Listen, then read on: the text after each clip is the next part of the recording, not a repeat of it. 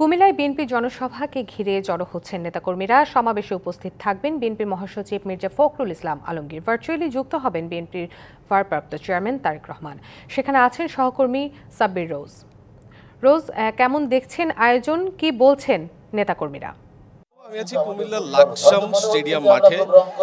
মূলত আমি আশা করে যেটি লক্ষ্য করেছি, নেতাকর্মীদের মধ্যে উৎসাহ উদ্দীপনার কোনো কমতি নেই। তারা যেটি বলছে, দীর্ঘ 16 বছর পরে এরকম একটি আয়োজন, যেখানে বিএনপির ভারপ্রাপ্ত চেয়ারম্যান তারেক রহমান ভার্চুয়ালি যুক্ত হবেন এবং আপনি জানেন বিএনপির মহাসচিব তিনিও যুক্ত হবেন, তিনি আসছেন।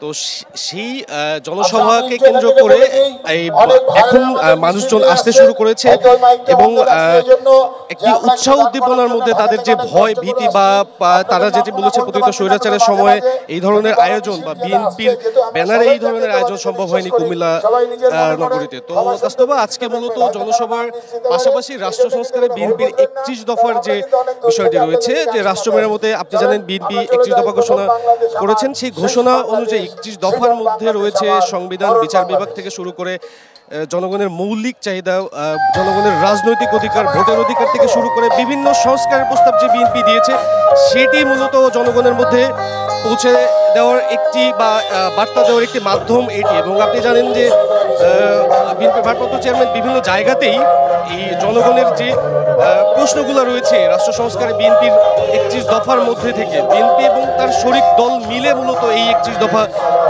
বাস্তবায়ন করে। সেই 31 দফা থেকে ভারপ্রাপ্ত চেয়ারম্যানের কাছে তারা প্রশ্ন রাখবেন। সেই প্রশ্ন অনুযায়ী ভারপ্রাপ্ত চেয়ারম্যান জনগণের উত্তর দেওয়ার যে সরাসরি জনগণের সাথে সংযুক্ত হওয়ার যে বিষয়টি, সেইটিও এই জনসভায় হবে। এবং আমরা ক্রমে দেখছি যে মাঠটি আরও লোকজন আসতে শুরু করছে এবং দুইটা নাগাদ মূলত এই মূল আনুষ্ঠানিকতা শুরু হবে এবং এর পরবর্তীতে বিএনপি মহাসচিব এবং ভারপ্রাপ্ত চেয়ারম্যান যুক্ত হবেন। এবং 31 দফা নিয়ে জনগণের মধ্যে নির্বাচনকে সামনে রেখে বিএনপির যে চিন্তাভাবনা রয়েছে, রাষ্ট্র সংস্কারে বিএনপির যে পদক্ষেপগুলো রয়েছে, সেই পদক্ষেপগুলো জনসভা থেকে তুলে ধরা হবে।